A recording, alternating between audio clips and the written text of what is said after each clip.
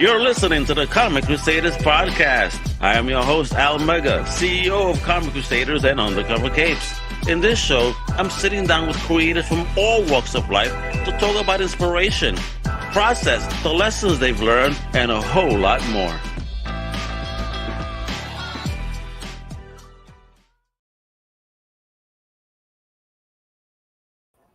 Well, this is here, boy. I'm Mega. Welcome to a brand new Comic Crusaders podcast. Well, today we got an amazing guest. Homie here is a legend. He has traversed the indie scene, has taught some iconic characters. He's out there with his own publishing press, but most importantly, he is out there today with a fire project that is live on Kickstarter right now.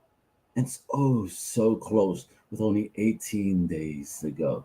We're going to make it happen for this legend, this writer, this creator. Over here, the one, the only that's bringing about the Hollandverse, if you will, Mr. John Holland.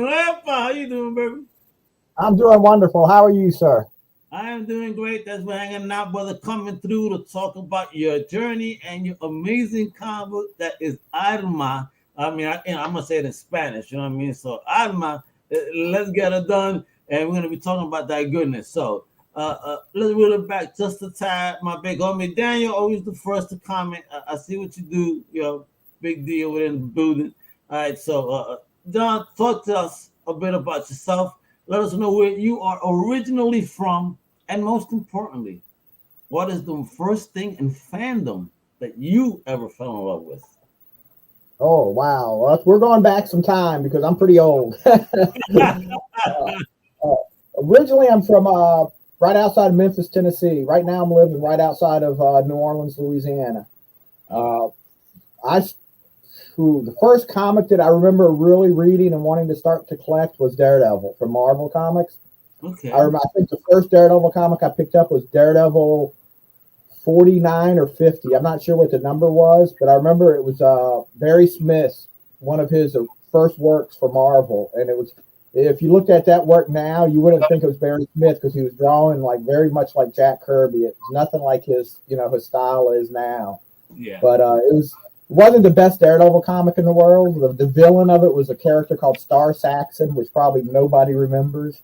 But something about that comic, just intrigued me. I was reading comics before that, but starting at that point, I think I started collecting Daredevil, and it kind of branched out into pretty much all the Marvel comics at that time. Before I was done, I was collecting all the Marvels, and just went from there, and until, the independents started, years later, and started writing for that. And the first comic that I had anything published in was, I think it was a tie. It was in the back of Bill Lode's Journey comic. Oh, wow. And in Graphics Critters. I had a story in that. So they both came out the same month, which was pretty cool. Wow, check, you're a legend in this scene. So as compared to now, what do you think about the indie scene back then to now? Any comparisons that are noteworthy in your mind? I don't know. I think, back then I wasn't really thinking of self-publishing. You had people self-publish because that's when the Turtles came out and people like that. But I was trying to get into like Fantagraphics, Kitchen Sink. I did some stuff with Death Rattle, different things like that. Nowadays it's more, I still work with some publishers. I've done some work for Antarctica Press. It's Alive Comics and Insane and other publishers, but I do more self-publishing, I think. It's just, I feel it's a little easier now to self-publish than it was at the time, but since I didn't self-publish back at that time, maybe it was easier at that time and I just don't know it. But I do, in the last couple of years, I've self-published through Diebold Comics. I've done about 30 comics, I think, in the last couple of years. Now, some of that is reprints of stuff I printed, I had published earlier, but, there's a lot of new stuff in there too. And I just keep trying to, just continue the stories and keep publishing. So when your journey began, how easy was it to get in? Did they have like comic book specific programs or anything, or was it kind of a self-taught and let me hustle and get in that mother? Yeah, it was more self-taught and hustle. I actually came along at a really good time It was when what they call the black and white boom during the independents when they first started coming out. At that time, there was a million different publishers printing like black and white comics, and they were like, there's so many out there that it was hard not to find somebody to publish you because they were throwing everything they could think of at the wall to see what stuck. You know, after the Turtles hit so big, everybody wanted it to be in that black and white, market, and you had a lot of people just popping up and publishing comics and things like that. And I was lucky enough to really hook up with some really good publishers. Fantagraphics, Kitchen Sink. I did work for Malibu Comics. Nice. I did the versions of Harry Harrison's, the adaptations of Harry Harrison's Death World novels. So I was lucky to, hook up with some really good publishers back in that time. Whoa. Was it easier then than now? To get in with the publishers, I found it was, nowadays, it's harder for, a lot of publishers don't accept submissions, unless, you've already made a name for yourself or unless they know you. So that's kind of what got me into self-publishing too. It was like, it was harder for me to get noticed in some of these other publishing companies. So I decided just to self-publish and go that route. Gotcha. All right, excellent. All right, so talk about the early seeds of this creation that we're about to talk about. Because you have another iteration of a Kickstarter. I know you spoke to my boy Johnny Hughes last year. Yeah. So talk about this latest iteration, Alma. Who is Alma for my fellow Crusaders that are not aware? Alma is a combination of Buffy the Vampire Slayer and my mom. Oh, your mom. Yeah, the tagline for Alma is, "What if Buffy was a 72-year-old grandmother?" So I came up with once I came up with the idea, I needed a name for the character, and I was trying to think of a unique name, but something that that kind of invades the strength and whatnot. And the strongest person I knew at that time was my mom. I mean, she was amazing. She was, she lived to be about, I think 87 years old. And even when she was in her 80s, she was out there mowing the yard and chopping trees down. Nothing stopped her until the last year or so of her life when I think everything caught up with her. And I just needed, somebody to represent that strength. So Alma's become kind of a combination of Buffy and my mom. So the first time I tried this, it was a 24-page comic, and I kind of failed at the Kickstarter because I didn't know what I was doing. Oh, so So let's reel it back just a test. So you go ahead and create this comic once you had it conceptualized, and you decided on Kickstarter. Now, was Kickstarter the only platform available then? Again, now we know there's so many. When you did this initially, was it the only platform? I think Indiegogo was around, but I think that was the only two that was the only two that I knew of at the time. Was Kickstarter. Why go Kickstarter? I'm always curious as to why people choose one over the other. I just heard more about Kickstarter from what and I could have been completely wrong at the time, but Kickstarter seemed to be the bigger platform, and it just everything I heard about it, people that I talked to said go to Kickstarter. So I just kind of used their advice and tried Kickstarter, but I didn't know what I was doing. I came out of the gate. The page really looked bad. It just, I actually, I did a few things, really big mistakes to begin with. Literally before I pushed a button to launch, I changed my shipping and handling, and I charged too much for it because I heard all these horror stories about people, having successful Kickstarters, and then they had to, go in their pocket to fund it because the shipping and handling was so much. Yeah. And I just panicked at the last minute, and I just raised the shipping and handling too high. I mean, I had people literally after it launched, friends would tell me, "Why did you do that? That's way too much. People aren't going to, And I just, things like that happened at the last minute. I raised my goal. I knew, going into the first Kickstarter, my goal should have been a very modest. And I think my goal originally, I was thinking to be like what I have it for now, like $2,000 or so. At the last minute, I changed it to $4,500, which that was no way I would make that goal for a first Kickstarter. And I actually almost made I think I made close to $2,000 on, at the end of that Kickstarter. But because my goal was so high, I didn't fund. And the page really didn't look that good. I didn't know how to create the page and do all that. That's why, I've got Kevin helping me. You went into this absolute. you just went from comic fan to comic creator and said, "Fuck it, I'm a reader. I could do this," and decided to not learn anything. Well, I mean, I published. Like I said, I was publishing comics, and I've done that end of it, but I never did this end of it. And basically, around that time, I needed to do a Kickstarter. I used to have a full-time job. Well, I retired. And I was able to pay for, all my publishing by my, for my job because I don't have a lot of expenses, and I'm just me. So my biggest expense was paying for my comics, paying the artists and the colorists and the, printing, all that. I could pay all that myself. Well, when you're on Social Security now, that's a big difference. You don't make enough money to have money left over to pay for printing and all that. So I said, well, now I got to go to Kickstarter. I said, if I can use Kickstarter to at least pay for everything, I can keep publishing. And that was the goal. And, it just didn't quite work out on that first book. Curious question here, just out of curiosity.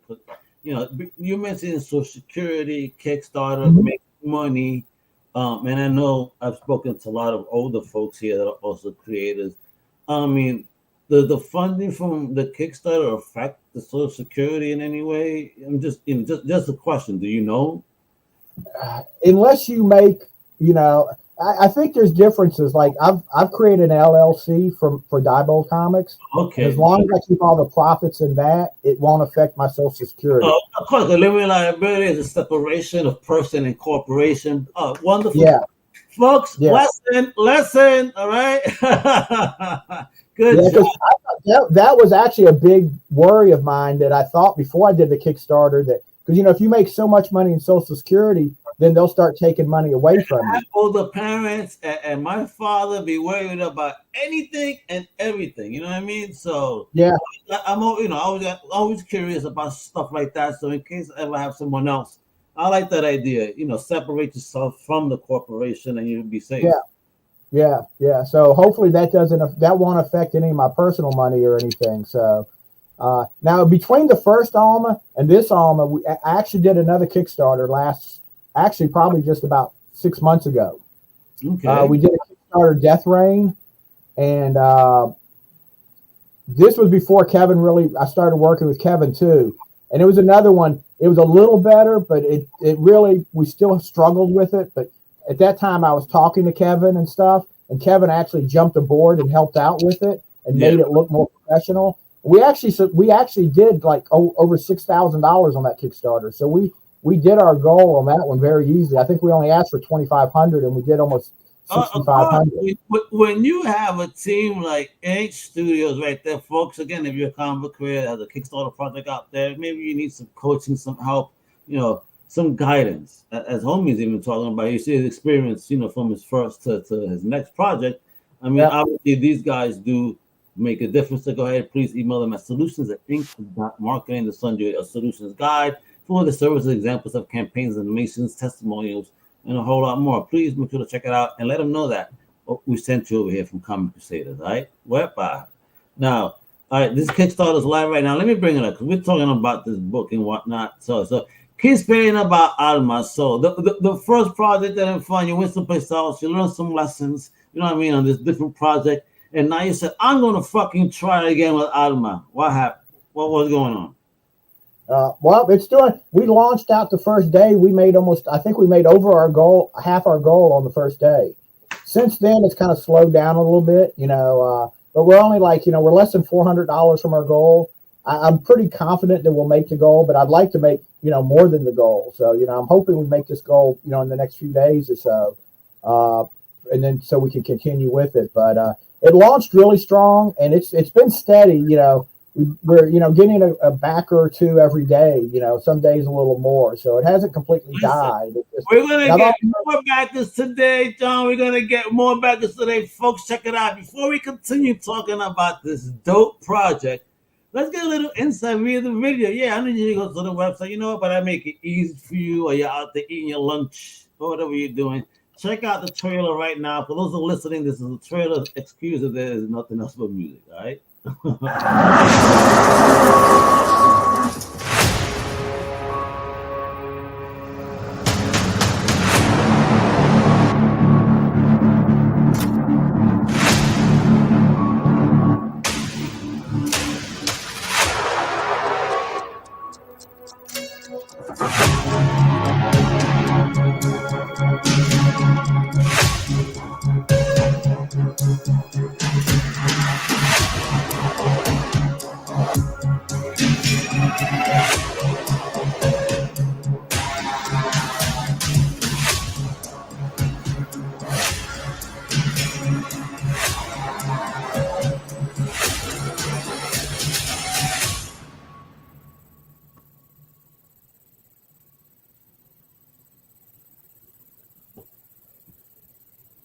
Man, oh man, homie, that looks fire. Beautiful art. Man, there we go. There goes the lead right there herself. Kick ass. So, is the design even also based on Mama? Nah, not really. Okay. The artist created, her look, on his own pretty much. I just description of, an older woman, so he kind of came up with the look. Hernan Gonzalez is the artist. Now that drawing is by Javier Lapara, who I've worked with, on work before. He's an artist and a colorist, and he did that drawing for it. That's going to be, right now we don't have that as a cover, but that is going to be a cover. We've got a few new covers coming up in the next couple days, and that will be one of the tiers, one of the rewards on that cover too. Excellent. Yep, we had that Full of July sale for Black and W combo, physical, and all that. A 70-year-old grandmama, and oh wow, look at that. Yeah, I ain't fucking with her, bro. She look angry. Yeah. Yeah. Now that is Hernan. That's the artist for the book too. Right. Yeah, that cover is awesome. I love that cover. I mean, I didn't even find these artists, brother. Artists, I found most of my artists through Facebook. I go through those Facebook groups, comic book creators or artists and fans, and I find them, and just talk to them until we come to figure out what we want. And how cool was it at this year's Heroic Awards? You're one of the finalists. You should have won. I heard somebody, and I don't know if it's true or not, but I'm going to believe it's true because it makes me feel good. Is someone that was associated with it said I missed winning by 1 point. Listen. So I'm pretty sure I know where it was, and let me tell you, true honesty, that's how close the votes were. So what a wonderful celebration of indie comics. Could it have been by the show? Absolutely. There's a lot of lessons learned. It was our first time. We were excited. You know what I mean? But we want to grow as a show, and but I think it was great. Indie comic fans were excited, and a lot of amazing creators got some well-deserved recognition. Yeah, I almost was able to make it, but at the last minute, my sister got sick, and I wasn't able to get up there. But I was really close to getting a plane ticket, and then personal issues happened, and I had to pass on it. Yeah, my brother, look at the names associated with chatter about your book. Tony Isabella, Kyle Prometheus, Jason Kimball, Sean Murphy, Amy Chase. I mean, come on, guy. What's going on here? So that's the cover one that we talked about. Then we got, who did this one? That's Robbie Musso. He's actually worked on like Speed Racer and Transformers. He works for Hasbro, actually designing the boxes for a lot of the toys and stuff. Oh, word? So please tell me there's actually a gnome that's alive in this fucking comic book. Oh yes. Actually, that's Tyrone the garden gnome. He's actually Alma's companion. When Alma gets powers, the motherfucker's actually alive? Yes. He's actually a big part of the comic. He's the one that tells Alma, what she is and the whole background for her character and everything. Oh man, I wanted this because it's like going to know now. Oh shit, I'm digging the concept already. You already, all right. I was already digging the fucking an old lady kicking ass, but now you're fucking throwing a garden gnome into this motherfucker. All right, bro, your imagination is running wild, and this is the type of shit I could get down with. Hey. Now, is a kitty also involved? Well, there's a cat involved in the beginning. He doesn't show up again, but he is actually in the beginning when Alma gets her powers. All right, but who did that cover? Right there, you said that was Taylor Rainey. Yeah, Actually, I don't know a whole lot. I just kind of met her at her convention and talked to her, and she did the cover. I like that one. That's kind of gangster right there. Yeah, that cover is by Ted Wiley, and he has a comic, Matilda and the Third Graders versus the Devil. Or so I forgot the name of the comic, but he's got a really cool comic. It's basically about a seventh grade, or I think it's third grader fighting the Devil. Oh, say word. Holy shit. All right. Again, something sounds fun. Thank you. Now this, when I saw this shit in the trailer, that said, man, this is fire. Yeah, that is Hernan did that cover right before the Kickstarter. We launched it. He says, let me do another cover for it. And he's got that out to me like days before. And that's like one of my favorite covers. It's not my favorite cover. This is so fucking metal, bro. Yeah, that is really good. Bro. I love that cover. Yeah. Yo. Now that cover and the first cover. Cover of the year or some shit. Because this is just sick. This is the best cover I've seen this year. That it just like, for me, it's just like, whoa. If I see this shit on a shelf, I ain't picking it up. I like, there's just no ifs, ands, or buts about it. Yeah. We also offer that in black and white too. That cover is in black and white and color. Teasing. Oh, John, you mother effort. Black and white. Is it here? Don't make me want to go crazy now. Yeah, I think it's somewhere down there. We show it in black and white. That's some of the scenes in the book. I hope Jesus paid you for that with that. Yeah. Kevin pointed that out to me after I sent it. He was like, "That's pretty cool. We're going to leave it in there." And I was like, "Oh, I didn't even realize it was there." What a great day! Jesus and comic books. Let's go, please. It's fucking way. You know, you don't even touch the comic book. You better have somebody switching the comic books for you. All right. Oh, look at this. I like the panels, the dark inks, the heavy blacks. Love it, bro. Look at this.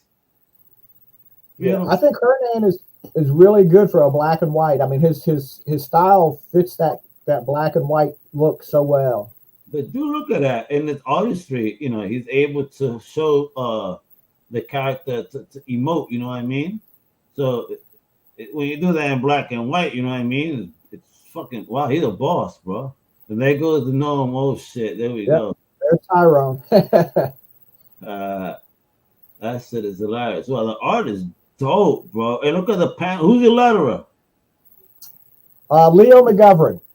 How did you find Leo? He actually lives in New Orleans. I knew him from before. I've known him for quite a few years. And he actually contacted me. We had someone letter the book who did a good job, but it wasn't like really great. And Leo says, "Hey, I'll letter the book for you if you'll let me." And I was like, "Sure." He did an awesome job.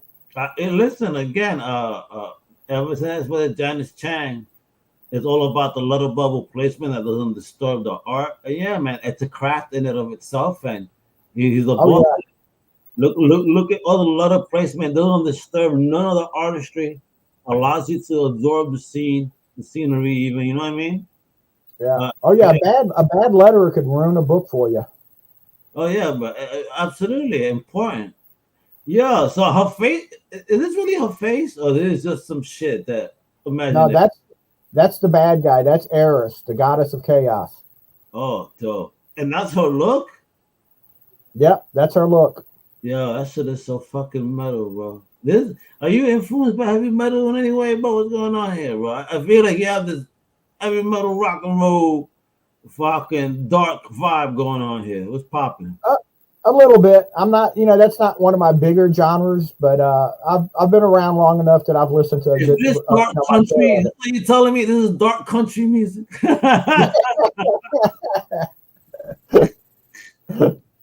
I'm digging it though. Look at this shit, bro. If you could place a soundtrack on your comic book, what soundtrack would you place to it? Ooh, I don't know. I'd have to think about that one. Look at it. Who the hell is that? What the fuck? Yeah, that's one of Eris's henchmen. Yo. I don't even think I gave him a name, to be honest. I may have, but Who cares? He's a henchman that needs no name. Look at the dogs right here. The motherfuckers look vicious. Oh man, I am so loving the art on this, man. Panel placement throws me back to the old school. And folks, look at the rewards, folks. I mean, you could get involved here for $1, just for being kind, if you want a digital PDF, listen, you start at $5 and going forth from there. Digital PDF, I mean, different types of covers, digital PDF, sex digital, Herman Gonzalez, you get a PDF and a physical cover right there. Physical book, baby. We could smoke the ink for $20, baby. There we go. So talk about series, man. I mean, look at that. We're gonna start breaking more. We're almost there. We have many days to go still. So this is gonna break at least $10,000. I'm sure. You know what I mean? Oh, I hope so. And it's 48 pages too, so it's not. Wait. How many pages? 48 pages. We took the original 24 pages, and I added 8 more pages of comic story. But then I've got a letter page in there because I love the letter pages back, in the day when comics were published. Oh hell yeah! So I sent out copies to people. They wrote letters. I've got 4 pages or 3 pages of recipes for my mom. Kind of keeping that. And then I've also got my mom was writing like a kind of like a memoir to leave to her, me and my brother and sister. And I got some pages of that where she was talking about her early life. I put that in there. It's just, it's really a cool book. It kind of turned out to be an honor of my mom. Just a lot of cool stuff in there. That is really sweet. What a beautiful way to honor, your mom, even, you know what I mean? So, yeah. and for a creator to share on that level, I mean, thank you, man. You know what I mean? It takes a lot of bravery, bro. So to put yourself on the line like that. And again, folks, again, let's make this book happen. We're very, very close. I mean, here we go, baby. Again, get this physical copy. Starting at $20. You got all different variants. I mean, you can even start getting the scripts plus the PDF for $20. I mean, and oh my God, there it goes. Where is it? I gotta find it over here. You are murdering me. Where is it? Well, the color looks nice too. I ain't gonna fucking front. We've got, if we hit $6,000, we'll publish it in color. And I had a few pages done in color, just to kind of give an example of it. Shit, I mean, who did you get as the colorist? Was fuck, bro, nice. He actually works for Scout, and that's because I was actually showing this comic to Scout, and they wanted to see it in color, so they suggested me using this colorist, and he colored a few pages for me, and then I kind of backed away from going with Scout. I figured I'll just self-publish it myself. May I ask if that was during the time when the issue started? Yes. Yeah. I mean, I don't want to get into that type of shit on a show like there's no negativity, but I understand there were definitely was some problems with some creators. So yeah, so I was just, when you presented this, that happened, and I do not blame you for not wanting to put this beautiful book on the line like that. So what's this? That's a comic that the Inked.Pub has given me to for like one of the milestones for when we reach a certain amount of backers, that the digital copies of it. Nice. There we go. So you got some extra books, Yeah. What's this? This is Diebold Comics. I love that cover, man. Yeah, that's a little small 8-page comic that I use at comic shows. I usually give away, but we're giving that away when we reached 50 backers, so everybody will get a digital copy of that. Dope. And was there another? We got to make these things happen. Let's get the 10 rats. Come on, we got to manifest. Was this one? Oh, I know my homie SHP. Oh, hell yeah. We're fine. There we go. Yeah. Yeah. That's another one Kevin's providing, his company. Yeah. They're giving me a lot of those digital comics to use as backer, when we reach a certain amount of backers. Look at this, folks. You're going to keep getting indie comic after indie comic as things get unlocked. I mean, don't you want these? Look at this. Hell yeah. Support that, yo. I mean, there goes the whole team right there. There goes John. He's hiding his hairdo under his hat today. He has a mohawk nowadays, folks, apparently. They go Hernan having a beer like I am. Salute, hermano. Right there. Terry, everybody. Holy shit, well, see what I mean? There definitely is a metal influence somewhere, right? All right, man. Yeah, all right, awesome. But I'm thinking, listen, folks, this campaign is live right now. We got so much. This ain't your mama's, Buffy. That's right. Was that a T-shirt?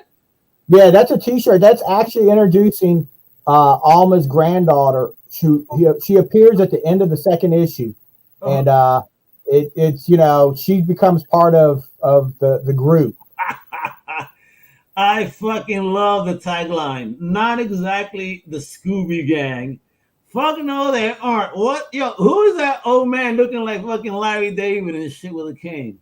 That's the ghost of Alma's husband. He pops up in the second issue also. And who's the young lady to her right? To her right is her granddaughter. Okay. Well, huh? That's her granddaughter. How's that her granddaughter? There's a big considerable difference in skin tone. That's why I asked. What? Oh no. Well, her daughter marries African American man. Okay, bad. I mean, we have no reference. You say granddaughter, you see this like, huh? All right. Oh yeah.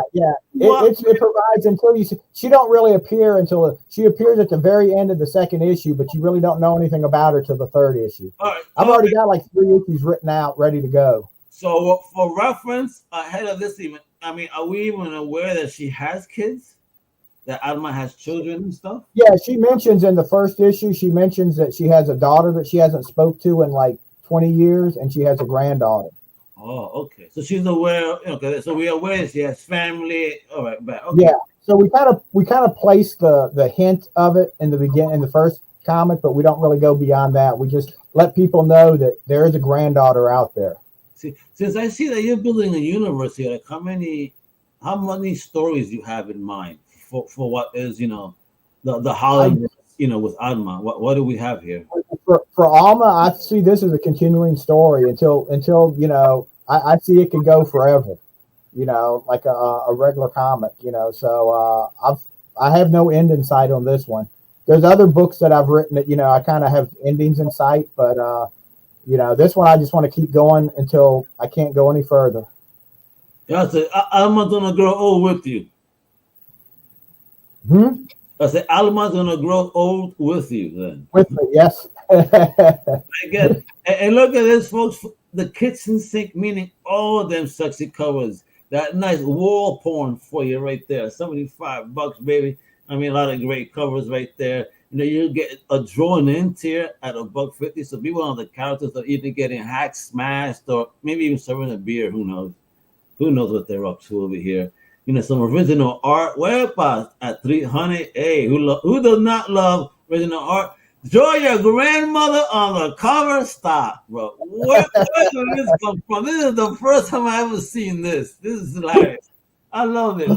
Talk about this. Well, I've seen, and we did it on our last Kickstarter where you could get drawn on the cover. But since this was like the character was a 72-year-old grandmother, I thought, let me throw something a little different in here. You could have your mom drawn on it. You could actually have yourself drawn on it. But I kind of like the idea. How many, if you really, that would be a unique present for your grandma. How many grandmas would be able to say, "Hey, I'm on the cover of a comic book"?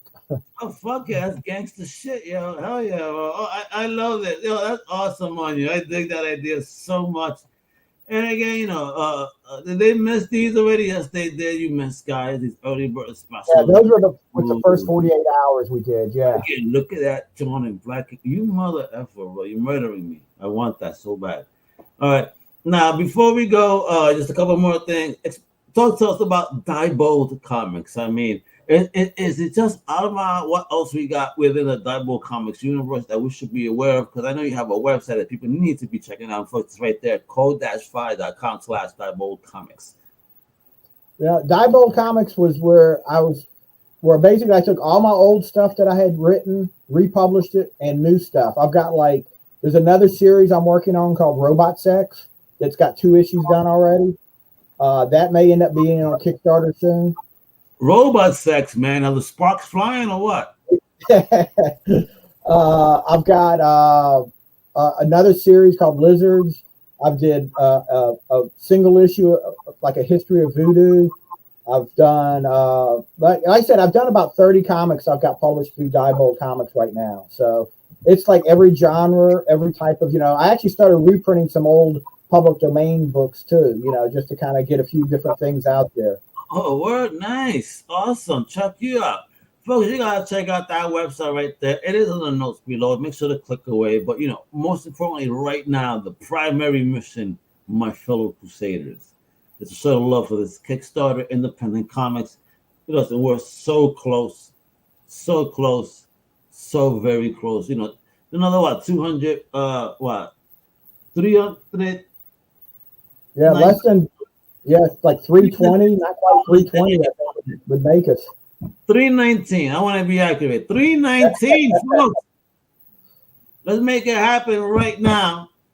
Listen, with 18 days to go, some of y'all got paid today, so no bullshit. And some of y'all getting paid next Friday.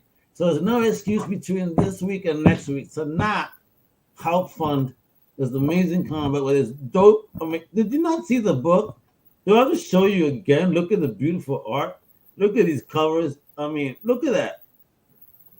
Who doesn't not want to see an old lady kicking ass? And then look at that cover, Jesus Christ. Then you got the gnome, a fucking gnome. All right, yeah, a gnome and a grandma, and apparently a ghost of an old man. Oh man, all right, that look like Larry David. What is going on? I gotta read this shit out this book like right now. Now. All right, so show love, the Inked.Pub. The link is below. And again, if you are a comic book creator out there who's thinking of putting a Kickstarter project out there, please show some love too. Inked.marketing. So send them an email at solutions@inked.marketing and at inked.marketing. And then that's it. Let them know that Comic Crusader sent you and that you heard about them from us, and they'll show you some extra care. You feel me? All right. So homie, there's no sign. You're going to be doing any conventions because it is con season. You're going to be anywhere where we could see you pick up some Diebold comics and know more about Alma? This convention, I started off in the beginning of the year, and then my sister lives with me, and she's been really sick. But she's gotten a lot better. So I'm hoping after this summer we're going to start hitting some conventions because she goes with me to a lot of them. But I am going to San Diego. I don't have a table, but I'm bringing some copies with me. I'm going to, have a few in my backpack to hand out to some people. But I will be in San Diego. After that, probably be more local conventions in the Louisiana area. I don't think I have anything scheduled too far out this year. Next year, I hope to hit big time again, and start hitting Florida, Tennessee, Texas. The plan had been to hit a bunch of those conventions this year, but sometimes, personal life gets in the way. And that's okay. That's also the journey of an independent creator. You know what I mean? That things happen, but you persevere. You keep on your project. As much as you can. But, family is always first. So salute you for that as well. The way that you're handling this book and the love you're showing from Alma Dukes in it. That's bro. I don't see that often. Needs to make it because you're putting some good, beautiful, positive energy out there. So, folks, again, support the amazing project that is Alma, which is live right now. Go to inked.pub/Alma, ALMA, mi gente. Very easy, all right? I'm pronouncing it Latino way, Alma. It's just as it sounds. Let's go. All right, show that love. John, you rock. Last question here. Last one. You've been on the journey, on the game. You are, a vet. That's it, bro. You know what I mean? Talk about what type of advice would you give them youngins trying to come in now, based on your experience? I think the biggest thing is just don't give up. I've been doing this for, I don't even want to know how many long, 40 years, maybe longer. And, and it's just, it's tough.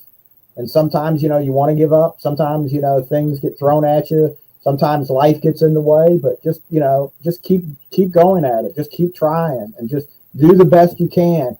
And I think always realize your work is going to get better. The longer you stay at it, hopefully, your work gets better. I look at some of my old stuff and think, oh, that wasn't that great, and it's just, you you just got to keep doing it. You just got to keep at it, and you know, take the hits in stride, and you know, don't let it get you down too much. I mean, there's been times, you know, I took a break from writing for probably about 3 or 4 years. You know, Wow. you know, 20 years ago, I just kind of just couldn't go any further. You know, it's kind of like, you know, I need to take a break. This is just killing me, and you know, then I got back into it. You know, I need to write. You know, if you really want to be in it, you know, and if you're not in it just for the money, you know, I mean, yeah, I'd like to make a lot of money. I'd like to, you know, be able to support myself with it. Of course, you want to make it rain. You know, you want to be able to be like a rapper going to the strip club. Yeah. And going like this. I know, right? You know what I mean? But I couldn't stop writing if I wanted to. You know, I want to create. So even if I'm not, I'm out there. You know, I'm going to keep going after it. You know, I'm going to keep doing it till I can't do it anymore. There we go. You see, that's perseverance. That's being a creator. That's the journey. Don't you ever motherfucking give up. Mi gente, just keep going, yo. Keep rocking it. You know, how else can you get better at your craft? You know what I mean? You got to just keep going. You know, through failure, you learn. It is a great teacher, and you know, and we're gonna see that it's a testament. Please show support for this wonderful project today, right? Go visit his website. Again, all the links to below. I'm making it easy for you folks. You know what I mean? All right, so go visit the website. Of course, you can also follow him on X. That's at John, the letter H 985. Baby, those are the numbers, all right? Let me show that. And also, the links to below. Make it easy, mi gente. All right? So the love and connect. I am Alma with the amazing John Holland from Diablo Comics with the amazing project that's live right now. I'm on Kickstarter. Show the love. My Crusaders, I appreciate everyone that tuned in. Thanks for hanging out. Hasta la próxima. Hueva! Thank you for listening to the Comic Crusaders podcast. If you like the content, please subscribe and turn on notifications. Also, please visit comiccrusaders.shop and our extended podcast family over at undercovercapes.com. And also, make sure to download the Comic Crusaders app on the Google Play Store today.